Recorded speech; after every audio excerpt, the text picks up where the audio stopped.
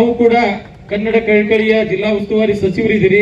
ತಮ್ಮ ಮುಖ್ಯಮಂತ್ರಿಗಳು ಕೂಡ ಕನ್ನಡ ಕಾವಲು ಸಮಿತಿ ವತಿಯಿಂದ ಇಲ್ಲಿಗೆ ಮುಖ್ಯಮಂತ್ರಿಯಾಗಿದ್ದಾರೆ. ಅದಕ್ಕಾಗಿ ತಮ್ಮೆಲ್ಲರಿಗೂ ನಮ್ಮ ಮನವಿ, ಬೆಳಗಾವಿ ಜಿಲ್ಲಾ ಘಟಕದಿಂದ ಮನವಿ ಇಷ್ಟೇ, ಸರೋಜಿನಿ ಮಹಿಷಿ ವರದಿಯನ್ನ ಒಂದು ಕಾನೂನುವಾಗಿ ಮಾಡಿ ಕನ್ನಡಿಗರ ನಿರುದ್ಯೋಗಿ ಕನ್ನಡಿಗರಿಗೆ ಉದ್ಯೋಗಗಳನ್ನು ತರಿಸಿಕೊಡುವಲ್ಲಿ ತಾವು ಸಹಕಾರ ಕೊಡಬೇಕು. ಅದನ್ನ ಕನ್ನಡಿಗರಿಗೆ ಉದ್ಯೋಗ ಕೊಡಿಸುವಲ್ಲಿ ತಾವು ಸಫಲರಾಗಬೇಕು.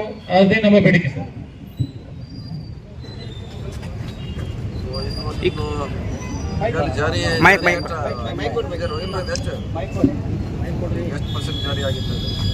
ಇನ್ನು ಪರ್ಸೆಂಟೇಜ್ ಸಿಗ್ತಲ್ಲ ಸರ್, 30 ವರ್ಷದಿಂದ ಹೋರಾಟ ಪ್ರೈವೇಟ್ ಮತ್ತೆ MNC ಕರೆಂಟ್ಲಿ ಇಲ್ಲ ಸರ್, ಅದು ಆಗಬೇಕು ಅಂತ. ಎಲ್ಲರಿಗೂ ನಮಸ್ಕಾರ.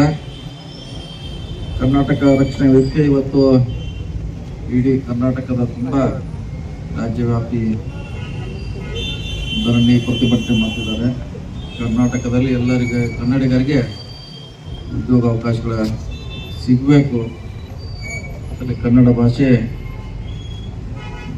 ನೆಲೆಗೆ ಸಾಧಿಸ್ಬೇಕಂತ ನಿಮ್ಮ ಹೋರಾಟ ನಡೀತಾ ಇದೆ.